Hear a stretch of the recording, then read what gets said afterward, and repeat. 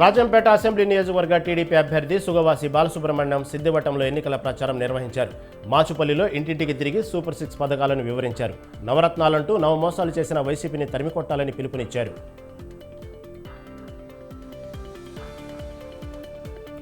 Narasaraopet MP స్థానంతో పాటు 7 assembly స్థానాల్ని YCP కైవసం చేసుకుంటుందని ఎంపీ అభ్యర్థి అనిల్ కుమార్ యాదవ్ సిద్ధం యాత్రకు ప్రజలు బ్రహ్మాండంగా పట్టంగా చంద్రబాబు సభలో అట్టర్ఫ్లాప్ అయ్యారంటూ వ్యాఖ్యానించారు.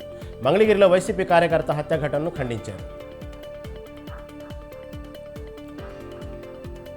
విభజన చట్టంలోని హామీలపై పోరాటం చేసేది బీఆర్ఎస్ ఎంపీలు మాత్రమేనన్నారు ఖమ్మం ఎంపీ అభ్యర్థి నామా నాగేశ్వరరావు. ఖమ్మం నగరంలో ప్రచారం నిర్వహించిన ఆయన ట్యాంక్ బండ్ వద్ద వాకింగ్ చేస్తున్న ప్రజలను కలిసి ఓట్లను అభ్యర్థించారు. తెలంగాణ రాష్ట్రంలో బీఆర్ఎస్ ఎంపీలు ఉండాల్సిన ఆవశ్యకత ఉందని వివరించారు.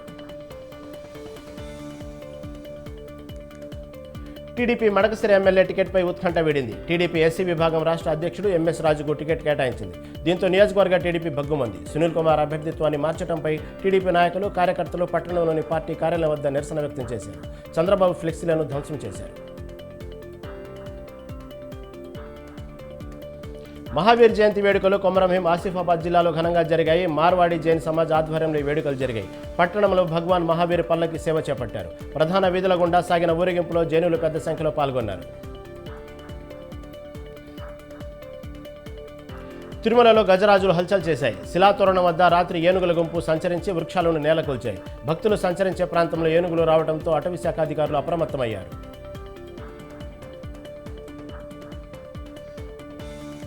జగిత్యాల పావని కంటి ఆసుపత్రి రోటరీ క్లబ్ ఆధ్వర్యంలో ఉచిత కంటి శస్త్రచికిత్స శిబిరం చేపట్టారు. ఈ శిబిరంలో 20 మంది పేదలకు జగిత్యాల ఎమ్మెల్యే డాక్టర్ సంజయ్ కుమార్ శస్త్రచికిత్సలు చేశారు. అనంతరం ఉచిత కళ్లద్దాలు మందులను పంపిణీ చేశారు. పల్నాడు జిల్లా సత్తెనపల్లి రెంటాపళ్ల ఎన్నికల సభలో పాల్గొన్న టీడీపీ నేతలకు త్రుటిలో ప్రమాదం తప్పింది.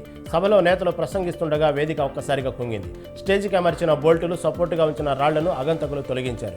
కుట్ర జరిగిందంటూ విచారణకై డిమాండ్ చేశారు టీడీపీ నేతలు.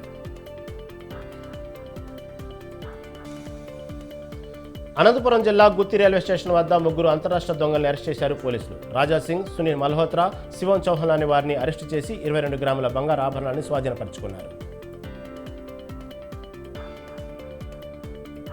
హైదరాబాద్లో రోడ్డు ప్రమాదం చోటు చేసుకుంది. మియాపూర్ మెట్రో స్టేషన్ వద్ద రోడ్డు దాటుతున్న పాదచారుని కారు ఢీకొట్టింది. ఘటనలో 60 ఏళ్ల వృద్ధుడు మృతి చెందాడు. హైదరాబాద్ రామంత్పూర్లోని శ్రీ కట్ట మైసమ్మ ఆలయంలో చోరీ జరిగింది. ఆలయంలోని 3 హుండీల తాళాలు పగలగొట్టి కానుకలను చోరీ చేశారు. సీసీటీవీ కెమెరాలో రికార్డైన చోరీ దృశ్యాల ఆధారంగా పోలీసులు కేసు దర్యాప్తు చేస్తున్నారు.